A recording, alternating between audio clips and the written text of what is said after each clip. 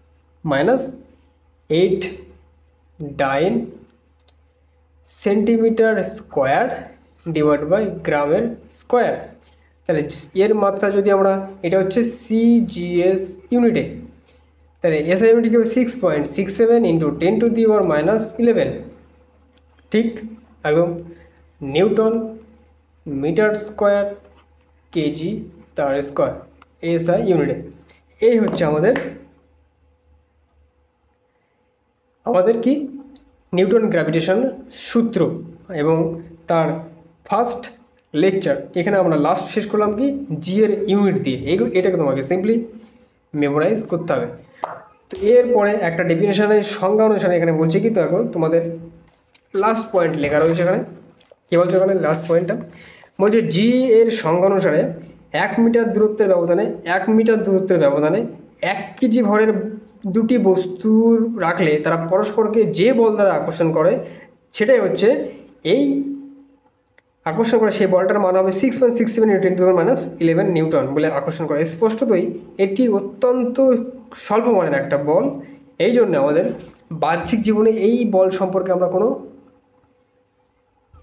Interference পাই না বা বুঝতে পারি না।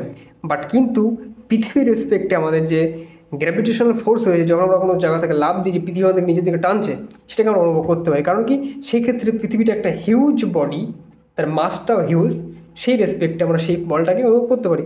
বাট ছোটো ছোটো যদি অবজেক্ট থাকে 1 কেজি ভরের এবং 1 ইউনিট দূরে বা 1 মিটার দূরে থাকে, তারা পরস্পরকে যে বল দ্বারা আকর্ষণ করবে সেটা অনেকটাই নগণ্য হবে। কারণ কি, দেখো 6.67 10⁻11, 10-এর মাথায় -11, বলা গেলো নেগেটিভ 11টা শূন্য, 11টা শূন্য, সেটা হচ্ছে টোটাল ভ্যালুটা আমার নেগেটিভের মধ্যে। তাহলে এতটা কম, যেটাকে বোঝা অগ্রাহ্যযোগ্য মান, এটাকে আমরা বুঝতে পারি না। এই দুটো অবজেক্ট পরস্পরকে আকর্ষণ করছে, এবার বুঝতে পারছি কি পাবো না, কারণ এদের মাস অতটাই ছোটো, এবার তারপরে নেগেটিভে এতটা, এবং তারপরে 10-এর মাথায় আবার 11খানা শূন্য, তারপরে এত ছোট একটা মান, সেটাকে বোঝা অসম্ভব। তো এটাই হচ্ছে আমাদের ফার্স্ট লেকচার। যেভাবে আমি লিখলাম, এইভাবে এক্সামে লিখলে যথেষ্ট, বেশি এক্সপ্লেন করার কোনো দরকার নেই। শুধু পয়েন্টগুলো লিখে তার স্মল ডিসকাশন নিচে করে দিতে হয় ছোটো ছোটো ক্ষেত্রে। ডিটো বইয়ের এক্সপ্লেনেশান যদি তোমরা তুলে দাও, সেক্ষেত্রে মার্কস টিচাররা কম দেয় এবং তারা বুঝে যায় যে এটাকে ভেবে না লিখে ডাইরেক্ট মুখস্থ করে লিখেছে। ফিজিক্স মিন তোমাকে এইভাবে ড্র করতে হবে, এইভাবে প্রথমে লিখতে হবে, ফর্মুলা লিখতে হবে, তারপরে তার এক্সপ্লেনেশন এইভাবে দিতে হবে, পয়েন্টে এক্সপ্লেন করতে হবে, পয়েন্টে। ডিটো বাংলা রচনার মতো লিখে দিলে নাম্বারটা ওই রচনার মতোই হয়ে যাবে। ওকে, তো এটা হচ্ছে আমাদের ফার্স্ট লেকচার। একে একে আমরা ক্লাস 11-এর সেকেন্ড সেমিস্টারের সিলেবাসটা আস্তে আস্তে কমপ্লিট করাবো এবং এই নোটটা আপলোড হবে আমার টেলিগ্রাম চ্যানেলে। ওকে, চলো দেখা হচ্ছে আমাদের আবার নেক্সট ভিডিও।